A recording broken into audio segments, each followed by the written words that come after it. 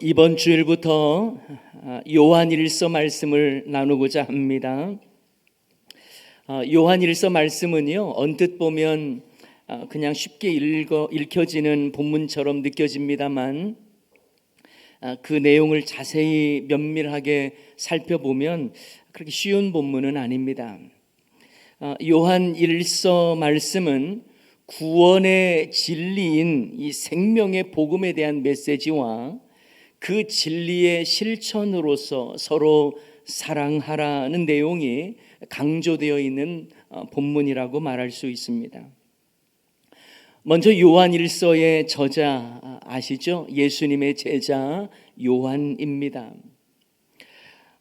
우리가 잘 알고 있듯이 성경 66권 중에서 이 사도 요한이 기록한 성경은 복음서 중에는 요한복음이 있고요, 요한서신 중에는 요한 1, 2, 3서 그리고 요한계시록이 있습니다. 총 5권이죠.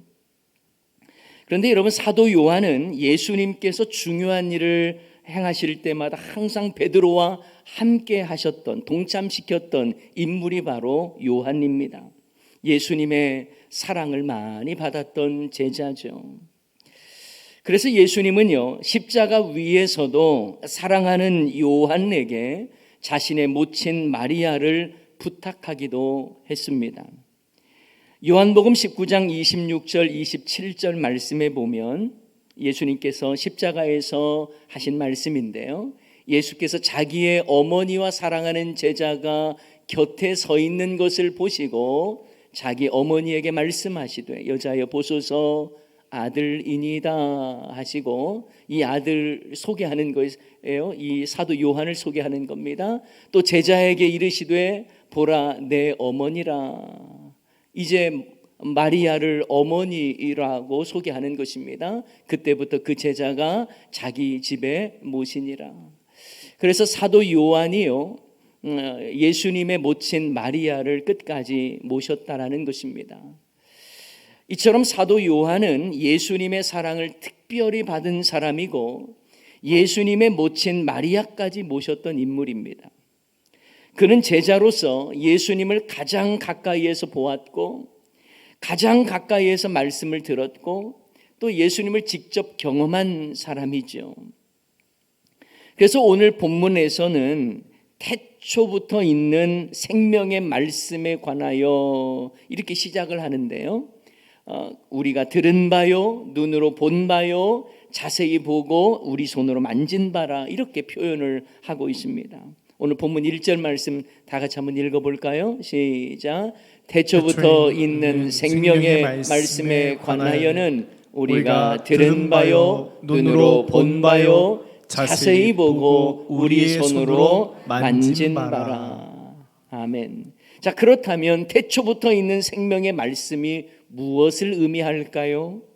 여러분, 이것을 이해하기 위해서는 요한복음 1장 1절 말씀과 자연스럽게 연결시킬 필요가 있습니다. 요한복음과 요한일서는요, 같은 동일한 저자가 사도 요한이다 보니까 같이 보는 것이 좋습니다. 요한복음 1장 1절 다시 다 같이 읽습니다. 태초에 말씀이 계시니라. 이 말씀이 하나님과 함께 계셨으니 이 말씀은 곧 하나님이시니라. 아멘. 그리고 이 말씀이 곧 독생자 예수님이라고 하는 것을 요한복음은 말씀하고 있죠. 자, 요한복음의 시작 역시 태초에 말씀이 계시니라, 이렇게 시작을 합니다. 그리고 그 말씀은 곧 하나님이시며 독생자 예수님이시라고 말씀하는 거죠. 그런데 오늘 본문 요한 1서의 시작도 태초부터 있는 생명의 말씀에 관하여는 이렇게 시작을 합니다. 자, 그렇다면 태초부터 있는 생명의 말씀은 무엇을 의미할까요? 바로 예수님을 의미합니다. 생명의 말씀이신 예수님이 이 땅 가운데에 나타나신 바 되었다라고 또 설명해 주고 있어요. 요한일서 1장 2절과 요한복음 1장 14절이 그 내용을 우리에게 보여주고 있는 것입니다. 자, 먼저 요한일서 1장 2절에 이렇게 되어 있습니다. 오늘 본문이죠. 2절에 이 생명이 나타내신 바 된지라, 드러났다라는 것입니다.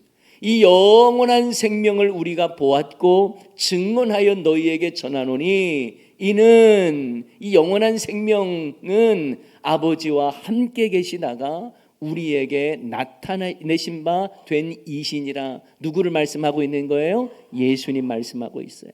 자, 요한복음 1장 14절에도 이렇게 말씀합니다. 말씀이 육신이 되어 우리 가운데 거하심에 우리가 그의 영광을 보니 아버지의 독생자, 누굽니까? 예수님이에요. 독생자의 영광이요 은혜와 진리가 충만하더라. 자, 사도 요한이 강조하는 것이 이겁니다. 생명의 말씀이 태초부터 있었는데 이 생명의 말씀이신 예수님은 아버지 하나님과 함께 계시다가 이 땅 가운데 임하셨다는 거예요. 그리고 자신은 이 생명이신 예수님을 직접 목격했고 직접 들었고 직접 보았고 직접 만졌다라는 것입니다. 여러분, 요한이요, 그냥 내가 예수님을 전하겠다, 영원한 생명이신 예수님을 전하겠다라고 말하는 것이 아니라 직접 내가 보았고 직접 만졌고 경험했다라는 것을 강조한 이유가 왜 그럴까요?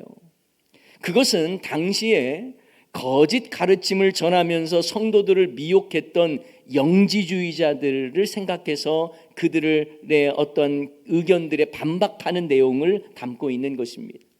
영지주의자들은요, 이렇게 생각을 했어요. 영혼은 선하지만 육체는 악하다라고 하는 이 사고 위에 세워져 있었습니다. 그래서 예수님에 대해서도 아니 예수님이 하나님의 아들이라면 어찌 더러운 육체를 입고 오실 수가 있겠느냐, 그건 말이 안 된다. 그러므로 그리스도가 영으로 이 세상에 오셨지 육체로 오신 게 아니다, 이렇게 주장을 했던 것이거든요. 이것은요, 결국 예수님의 인성과 신성을 모두 다 부인하는 것으로 초대교회 성도들을 미혹했었습니다. 이 영지주의자들이 이 초대교회 성도들을 미혹하고 넘어뜨리게 만들었다라는 것입니다. 이러한 잘못된 가르침에 대해서 사도 요한은 내가 친히 예수님의 삶을 경험했고 만졌고 따랐던 제자다, 내가 예수님의 말씀을 직접 들었고 예수님의 삶을 자세히 보았던 사람이다, 예수님을 직접 손으로 만졌고 교제했던 사람이라고 하는 걸 강조하면서 예수님은 진짜로 육체를 입고 이 땅 가운데 임하셨다라고 하는 것을 분명히 강조한 것입니다. 그러면서 요한은요, 영원한 생명이신 예수님을 자신이 경험했기 때문에 증언한다, 이렇게 말하고 있죠. 예수님의 사랑을 받은 제자로 예수님의 삶을 경험했고 십자가 그 현장에도 있었고 예수님의 부활을 보았고 부활하신 예수님과 함께 음식도 나누었고 교제도 했으니 그 증인으로서 너희에게 영원한 생명이신 예수님을 전한다라고 하는 내용인 것입니다. 여러분, 우리도요, 예수님을 알고 예수님을 듣고 예수님을 경험한 자라면 마땅히 증인된 삶을 살아야 할 줄을 믿습니다. 이것을 우리는 사명이라고 말합니다. 사도 요한이 요한일서 말씀을 써서 보내는 이유도 내가 경험한 영원한 생명이신 예수님을 증언하기 위해서 요한일서 말씀을 써내려가는 것입니다. 여러분, 사도행전 4장 말씀에 보면 베드로와 요한이 복음 전하다가 붙잡힙니다. 그리고 공회 앞에 서서 신문을 당하는 장면이 나옵니다. 이때 공회는 베드로와 요한에게 예수의 이름으로는 아무 말도 하지 말아라, 가르치지도 말라고 겁박을 하죠. 그때 베드로와 요한이 무슨 말을 했습니까? 사도행전 4장 19절 20절에 이렇게 베드로와 요한이 말합니다. 베드로와 요한이 대답하여 이르되 하나님 앞에서 너희의 말을 듣는 것이 하나님의 말씀을 듣는 것보다 옳은가 판단하라. 다 같이 읽습니다. 우리는 보고 들은 것을 말하지 아니할 수 없다 하니, 보고 들은 것 말하지 않을 수 없다라는 것입니다. 여러분, 우리도 예수님을 인격적으로 만났고 예수님을 믿어 구주로 고백하는 사람이라면 내가 보고 들은 예수님에 대해서 마땅히 전해야 할 줄을 믿습니다. 영원한 생명이신 예수님을 만났고 경험했는데, 내가 지금 모시고 있는데 아무것도 전하지도 않고 그 누구에게도 예수님을 증거하지 않는다면 과연 내 자신이 영원한 생명을 소유한 사람이 맞는지 돌아봐야 하는 것입니다. 여러분, 몸이 어딘가 불편해서 유튜브를 찾아보세요. 그러면 전문가들, 때로는 경험자들이 이렇게 해보니까 좋다라고 하는 것이 얼마나 많이 뜨는지 모릅니다. 심지어는 이러한 어디 몸에는 이런 음식이 좋다, 식습관, 그리고 민간요법까지 각종 치료법을 알려주고 있어요. 물론 그 가운데는 틀린 것도 틀린 내용도 있겠죠. 그런데 여러분, 누군가의 이 문제에 있어서 관심을 가지고 사람들이 계속 영상들을 올려댑니다. 몸에 좋다는 정보를 서로 알려주겠다며 자신의 경험을 덧붙여서 말하기도 합니다. 그런데 우리가 몸에 좋다는 건강 정도의 개념이 아니라 영원한 생명을 가졌고 예수 생명을 경험한 사람인데 예수 생명을 전하지 않는다면 구원에 합당한 삶을 사는 것은 아니겠죠. 요한이 요한일서 서신을 쓴 이유도 영원한 생명을 증언하기 위함이라고 말하고 있습니다. 예수님 안에 영원한 생명이 있음을 그들에게도 일깨워 주기 위해서 이 서신을 기록한 거예요. 여러분, 그래서 요한일서를 기록한 이 목적이 요한일서 5장 13절에 이렇게 명확하게 나와 있습니다. 다 같이 읽습니다. 내가 하나님의 아들의 이름을 믿는 너희에게 이것을 쓰는 것은 너희로 하여금 너희에게 영생이 있음을 알게 하려 함이라. 아멘. 하나님의 아들 예수님을 믿는 너희들에게 영생이 있다는 것을 알게 하려고 쓴다는 것입니다. 하나님의 아들 예수님을 믿으면서도 그들에게는 영생의 기쁨이 없었거든요. 구원의 감격이 없었습니다. 구원의 확신이 없기 때문에 복음 안에서의 참 자유와 기쁨을 누리지 못한 것이죠. 복음의 진리를 제대로 깨닫지 못하다 보니 오히려 거짓 교훈에 쉽게 넘어지고 미혹당하는 일들이 많았던 것입니다. 그래서 사도 요한은 하나님의 아들을 믿는 너희에게 영생이 있다는 것을 전하기 위해서 요한 1서를 성도들에게 서신으로 보내는 것입니다. 여러분, 신앙의 연수가 우리의 구원을 보장하지 않습니다. 여러분이 이 땅에서 어떤 업적을 이루었느냐에 따라서 구원을 얻는 것도 아닙니다. 구원은 나의 행위나 의로움으로 주어지는 것이 아닙니다. 우리에게 영원한 생명은 하나님의 아들 예수님을 믿음으로 허락되어진 구원의 약속인 줄을 믿습니다. 그래서 요한일서 2장 25절에 이렇게 말씀합니다. 다 같이 읽습니다. 그가 우리에게 약속하신 것은 이것이니 곧 영원한 생명이니라. 아멘. 예수님을 통해서 우리에게 구원을 약속하셨어요. 그것이 바로 영원한 생명이라는 것입니다. 우리 교회에서는 매월 예수 영접 모임을 진행합니다. 특별한 일이 아니면 매월 셋째 주에 하는데 이번 달에는 한 주 좀 미루어서 진행이 됩니다. 다음 주에 진행이 됩니다. 여러분, 그런데 이 예수 영접 모임을 통해서 복음과 복음의 삶에 대해서 전해주는 시간이에요. 그래서 우리 모든 성도님들이 한 번 이상은 듣도록 권면하고 있습니다. 또한 세례를 받으시려면 이 과정은 반드시 거치셔야 합니다. 그런데 예수 영접 모임을 진행하다 보면 교회를 오래 다니셨어도 복음이 무엇인지, 구원을 얻는 믿음이 무엇인지, 하나님의 은혜로 구원받는다는 것이 그 의미가 무엇인지를 잘 모르는 분들이 의외로 많습니다. 괜찮습니다.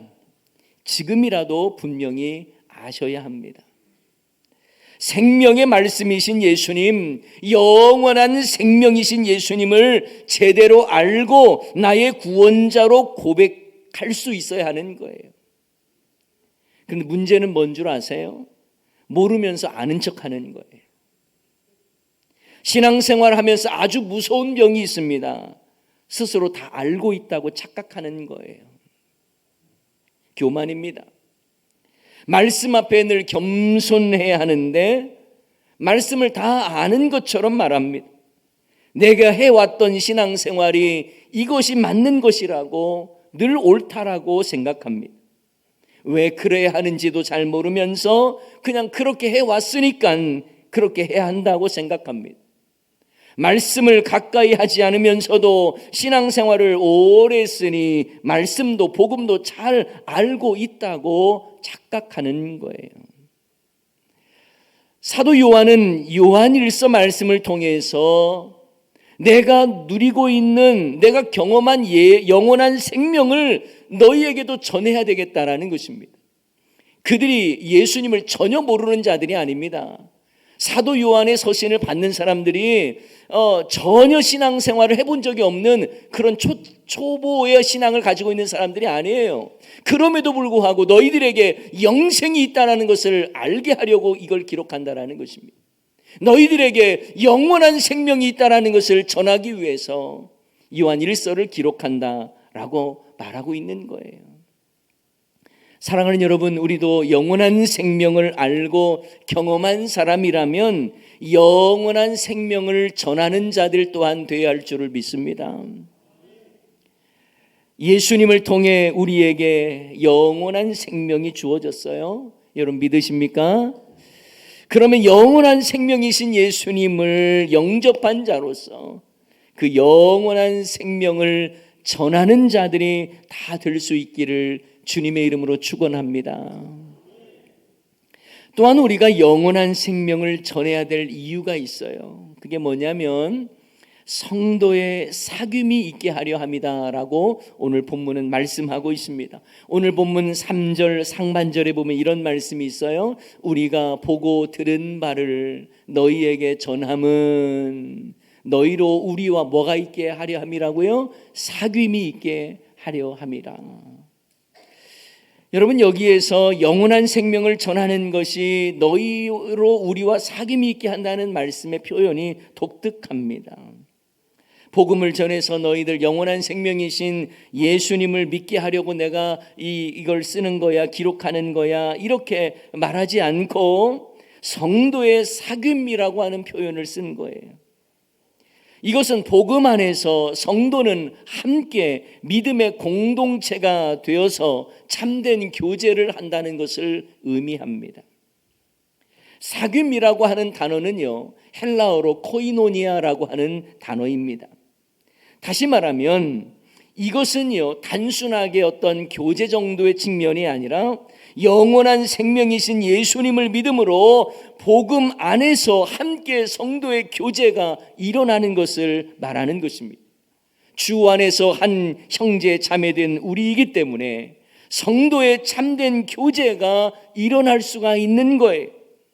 그저 단순하게 친하게 지내고 침묵하고 그런 개념을 뛰어넘는 것입니다. 우리는 복음 안에서 하나가 된 사람들이기 때문에 한 형제 자매로서 그래서 성도의 사귐을 말하고 있는 것입니다. 그래서 우리는 복음으로 말미암아 예수 안에서 함께 형제 자매된 자로서 함께 지체가 되고 함께 상속자가 되는 것이에요. 여러분, 에베소서 3장 6절 말씀에 보면 전도하는 것을 이런 식으로 표현을 합니다. 자, 다 같이 한번 읽어봅니다. 이는 이방인들이 복음으로 말미암아 그리스도 예수 안에서 함께 상속자가 되고 함께 지체가 되고 함께 약속에 참여하는 자가 됨이라. 아멘.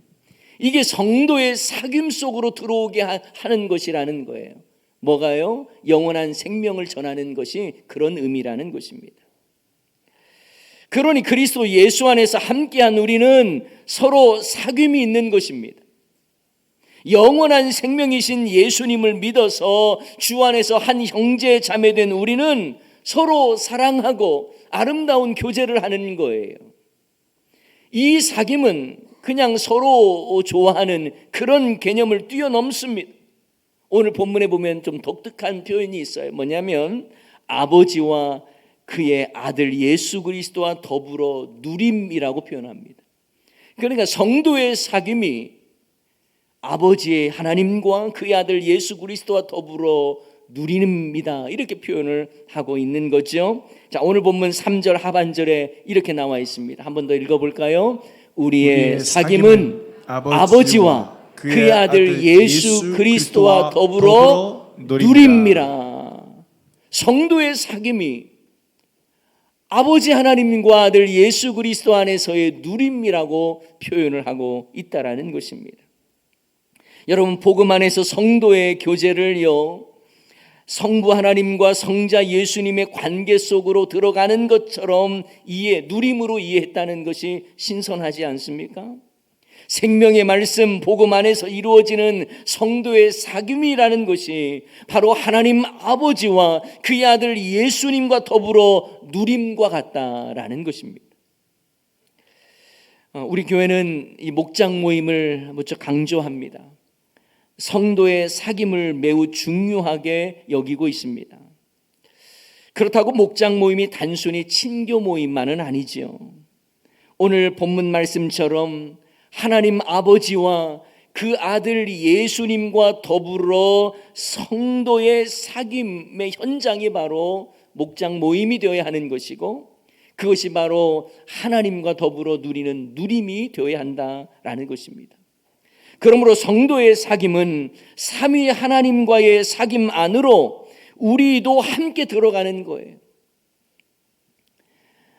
여러분, 성도의 사귐이 없다면 교회라고 하는 참된 공동체를 경험하지 못하는 것입니다. 삼위 하나님의 사귐에 그 깊이 경험할 수 있는 기회를 놓치는 거예요. 그래서 목장을 통해서, 작은 교회를 통해서 여러분, 하나님의 임재를 경험하셔야 하는 것입니다. 여러분에게 권면합니다. 주일 연합 예배만 나오지 마시고 목장이라고 하는 작은 교회를 경험하십시오. 여러분, 교회만 다닌다 생각하지 마시고 여러분이 교회가 되셔야 하는 것입니다. 단순히 주일만 이 교회 다니는 것에 머물지 마시고 성도의 사귐을 깊이 경험하셔야 하는 것입니다. 그것이 바로 하나님의 임재를 누리는 것이다 라고 오늘 본문은 말씀해 주고 있습니다. 이러한 은혜와 축복을 누리는 우리 모두가 되기를 주님의 이름으로 축원합니다. 마지막으로 우리가 영원한 생명을 전하는 목적이 있어요. 그건 바로 기쁨이 충만케 하기 위함입니다. 자, 오늘 본문 4절 말씀도 다 같이 한번 읽어보겠습니다. 우리가 이것을 쓰면 우리의 기쁨이 충만하게 하려 함이라. 아멘. 영원한 생명을 전한다고 하면서 그 목적이 뭐냐? 우리의 기쁨이 충만하게 하려 함이라고 말씀하고 있습니다. 여러분, 영원한 생명이 있음을 확신하는 사람은 영원하지 않는 세상에 좌절하거나 낙심하지 않습니다. 영원한 천국에 소망이 있는 사람은 잠깐의 시련에 사로잡혀 절망하지 않습니다. 왜요? 영원한 생명이 있기 때문에 그렇습니다. 사도 요한은 예수님을 통해 영원한 생명을 전하면서 영생의 기쁨이 얼마나 크고 놀라운지를 일깨워 주기 위해서 요한일서 서신을 보내는 것입니다. 여기서 말하는 기쁨이라고 하는 것은 단순히 감정적으로 기뻐하고 느끼는 좋음의 개념 그 정도가 아니에요. 이 기쁨이라고 하는 것은 환경을 뛰어넘는 기쁨을 말하는 것입니다. 영원한 생명을 가진 자로서 진리 안에서의 이 사귐을 누리는 자들에게 임하는 말할 수 없는 기쁨이 있다는 것입니다. 진리 안에서 누릴 수 있는 기쁨이 있다는 것입니다. 여러분, 그 기쁨을 누리고 계십니까? 그 기쁨을 사모하십니까? 사도 요한은 요한 1서뿐만 아니라 요한 2서, 요한 3서에서도요, 내가 기뻐하는 이유가 이렇다라고 말을 하는데 공통점이 있습니다. 요한 2서 1장 4절 말씀 이렇게 말씀합니다. 너희 자녀들 중에 우리가 아버지께 받은 계명대로 진리를 행하는 자를 내가 보니 심히 기쁘다는 거예요. 왜 기쁘냐? 진리를 행하는 자를 보니까 기쁘다는 것입니다. 요한 3서 1장 3절에도 보면 이렇게 말합니다. 형제들이 와서 내게 있는 진리를 증언하되 내가 진리 안에서 행한다고 하니 내가 심히 기뻐하노라.